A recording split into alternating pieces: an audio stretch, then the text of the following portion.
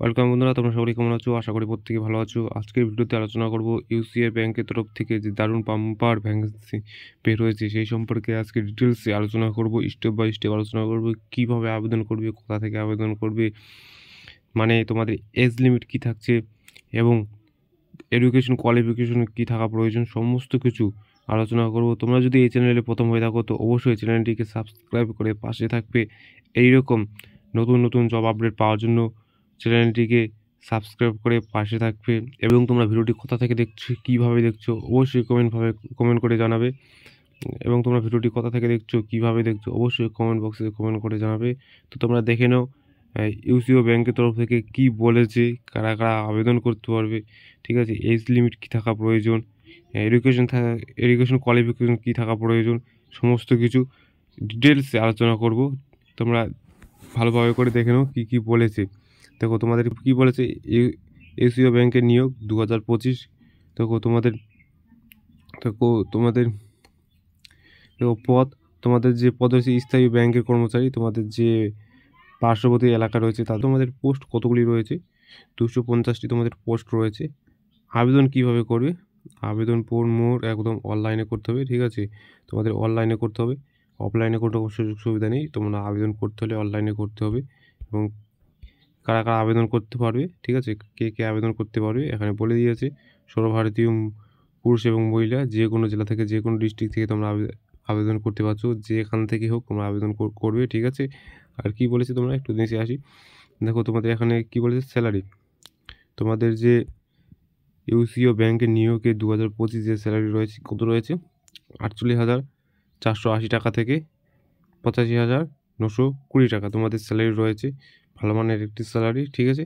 তোমাদের যে আইসিও ব্যাংকের যে শূন্য পদের যে বয়সের সীমা, তোমাদের যে এজ লিমিট থাকা প্রয়োজন তা হচ্ছে ন্যূনতম 20 বছর হতে হবে, ঠিক আছে। তোমাদের ন্যূনতম 20 বছর, সর্বোচ্চ 30 বছর। 20 থেকে তোমরা যদি 30 বছর হয়ে থাকো তো অবশ্যই আবেদন করবে। কী কোয়ালিফিকেশন প্রয়োজন সেটিও বলে দিচ্ছি। দেখো আবেদন করার জন্য কাদের কত টাকা পে করতে হবে, ঠিক আছে। তারা জেনারেল এবং ওবিসি তাদের জন্য 850 টাকা, এসসি এসটি পিডাব্লিউ তারা 175 টাকা পেমেন্ট করবে, ঠিক আছে, আবেদন করার জন্য। আবেদন কীভাবে করবে তোমরা, আবেদন করার জন্য তোমাদের কি করতে হবে, যে ক্রেডিট কার্ড বা নেট ব্যাঙ্কিং মাধ্যমে তোমরা আবেদন করতে পারো, ঠিক আছে, বা পেমেন্টে করতে পারো। এখন আর কি বলেছে, নির্বাচন প্রক্রিয়া তোমাদের নির্বাচন প্রক্রিয়া কীভাবে হবে, লিখিত পরীক্ষা, ঠিক আছে। তোমাদের যে এক্সাম নেওয়ার পর তোমাদের সিলেকশন করা হবে, ঠিক আছে।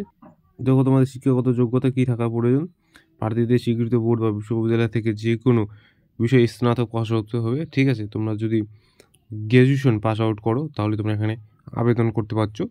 আর তোমাদের গুরুত্বপূর্ণ নথি কী বলেছে, কী কী ডকুমেন্টস তোমাদের রেডি রাখতে হবে, ঠিক আছে, ডকুমেন্টস তোমাদের রেডি রাখতে হবে।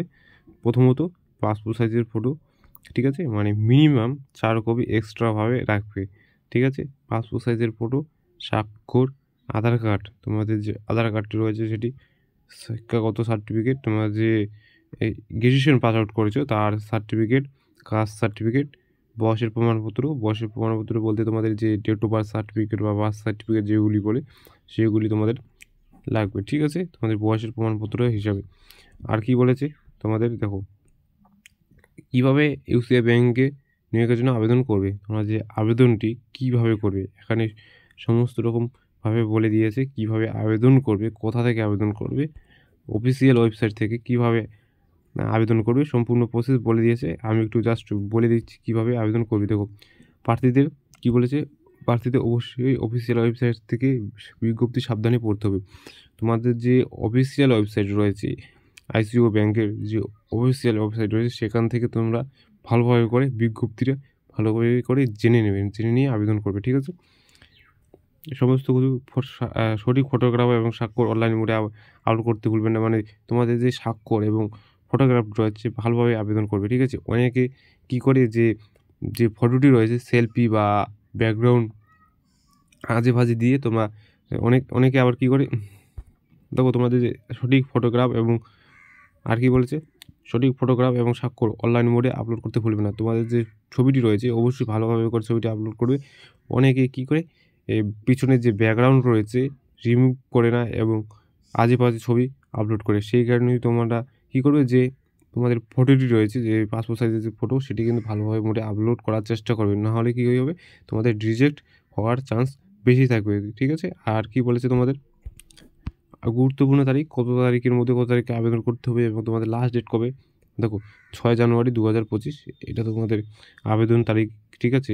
এই তারিখে তোমরা আবেদন করতে পারবে এবং আবেদন শেষ তারিখ কবে, 5 ফেব্রুয়ারি।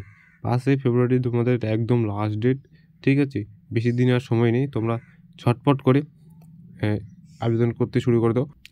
আজকে এই পর্যন্তই, দেখা হচ্ছে নেক্সট কোনো ভিডিও বা টপিক নিয়ে। আর হ্যাঁ, তোমরা অফিসিয়াল ওয়েবসাইটে গিয়ে আগে যাচাই করে নেবে, নোটিশ দেখে নেবে, তারপর তোমরা আবেদন করবে, ঠিক আছে?